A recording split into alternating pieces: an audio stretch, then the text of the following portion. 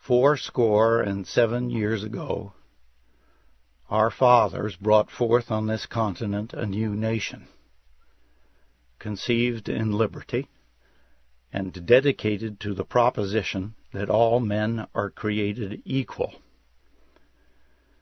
Now we are engaged in a great civil war, testing whether that nation, or any nation so conceived and so dedicated, can long endure. We are met on a great battlefield of that war. We have come to dedicate a portion of that field as a final resting place for those who here gave their lives that that nation might live. It is altogether fitting and proper that we should do this.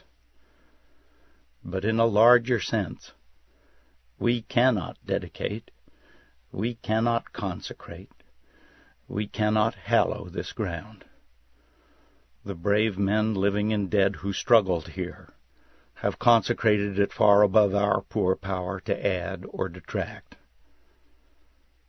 The world will little note nor long remember what we say here, but it can never forget what they did here.